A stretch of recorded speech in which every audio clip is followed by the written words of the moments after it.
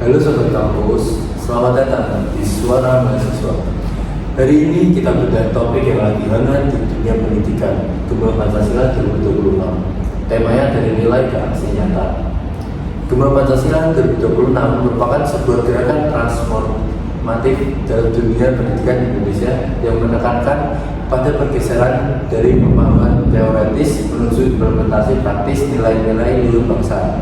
Nah, masuk tahun ajaran baru, dunia pendidikan mengalami evolusi kurikulum di mana konsep penguatan profil pelajar Pancasila yaitu P5 ini berubah menjadi 8 dimensi profil lulusan yang mencakup aspek tambahan seperti kesehatan dan komunikasi.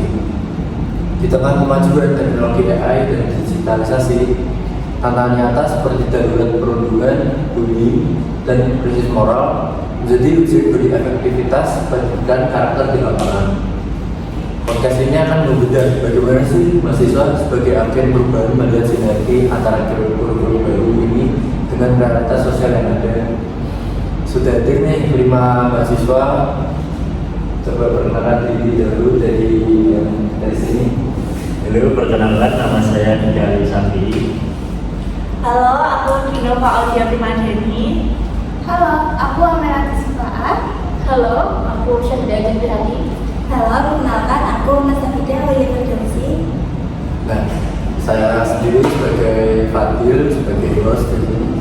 Nah, kita mulai dari Dinova. Kenapa sih tahun 2026 ini Pancasila harus punya domain di sekolah?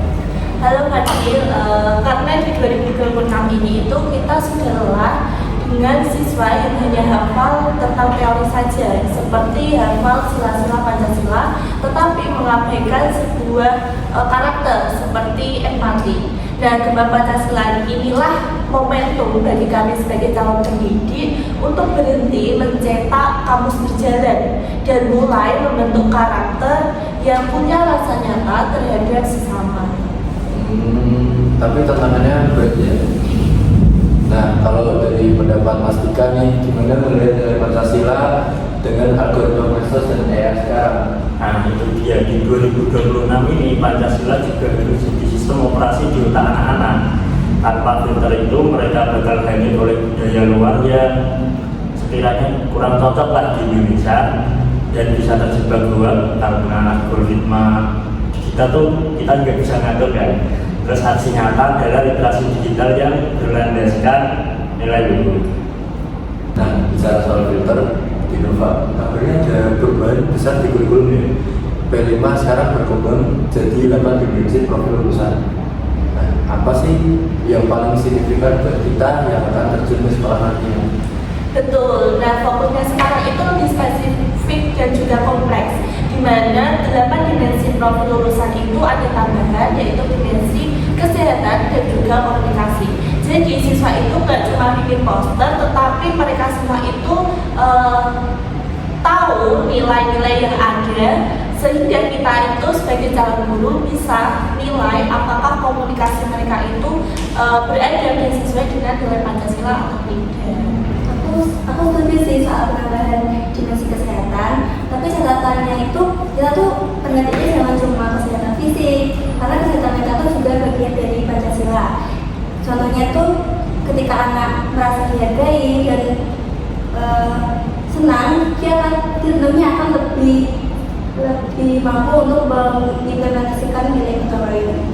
Nah, menyambut tidak, tantangan sosiologisnya itu jangan sampai tugas-tugas dari 8 dimensi itu malah membebani orang tua dan siswa secara ekonomi dan juga waktu.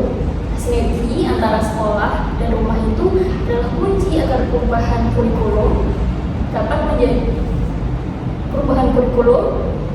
tidak hanya menjadi formalitas administrasi yang membuat stres. Oh ya, aku juga punya pendapat dari sisi legalitas nih dan etika berwarga negara. Maksudnya itu apa? Kayak dimensi komunikasi itu sangat penting buat membentuk etika bernegara digital. Tadi juga udah disinggung sama Mas Tika, itu kan mengenai teknologi digital itu di dunia maya kayak sangat rentan gitu kan sama anak-anak. Nah, dari sini itu anak-anak harus sadar kalau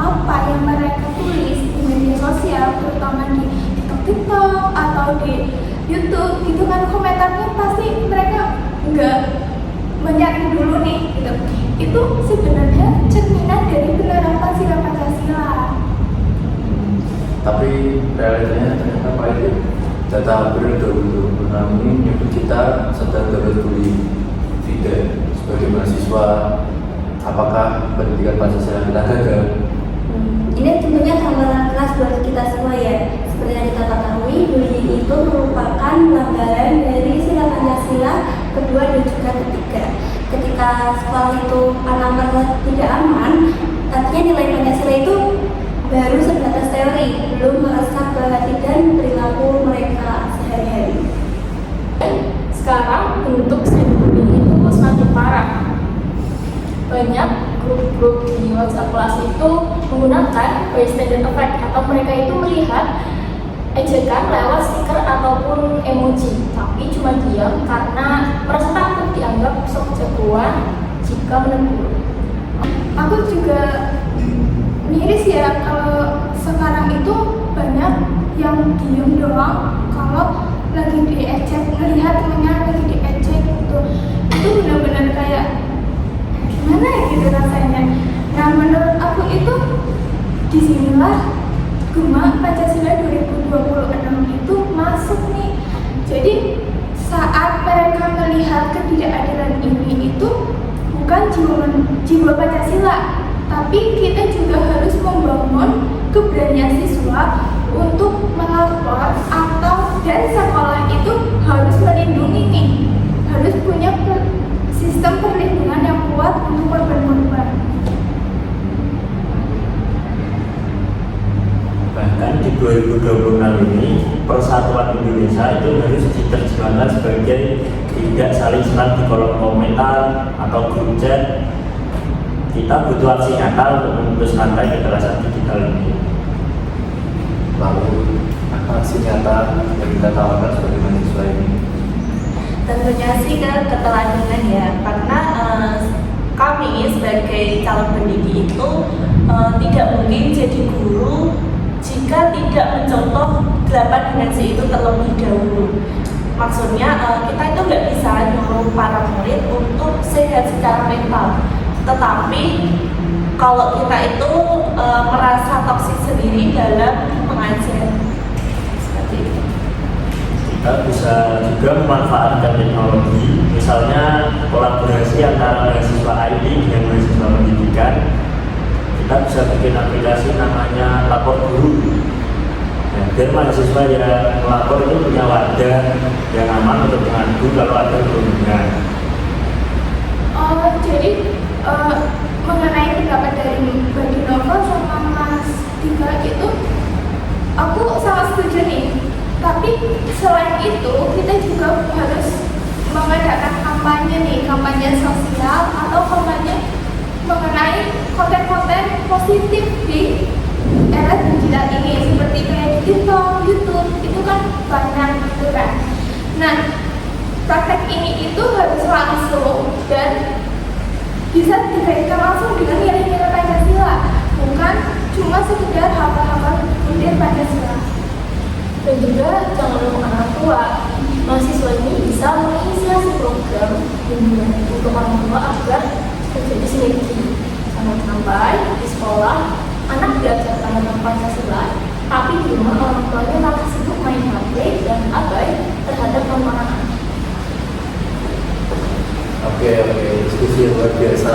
Pengumuman Pancasila 2026 dan 8 dimensi profil lulusan adalah blok besar. Asalkan kita berani melakukan aksi nyata dan memerangi bullying dengan tegas. Jadi itu tugas buat kita ya, saat jadi guru itu kita harus benar-benar memastikan bahwa 8 dimensi lulusan itu terimplementasi dalam karakter siswa, dan kita juga tidak boleh memanipulasi ketika membuat rapot, kayak misalnya ini dari implementasinya kurang, tapi kita memberi nilai A. Jadi harus benar-benar cerminan dari perilaku siswa. Ya, selain itu kita juga menjadikan Pancasila itu sebagai kompas moral ya, secara otomatis untuk menghadapi kekerasan. Terima kasih ya buat rekan-rekan mahasiswa. Mari kita Sebelum kita sebelum saya hadir, saya akan menunjuk diri. Kalau aku bisa nih, gimana kalau aku dan Pancasila nanti aksi nyata bukan sekedar berkata. Jadi teman-teman setuju? Oke, saya bilang Pancasila.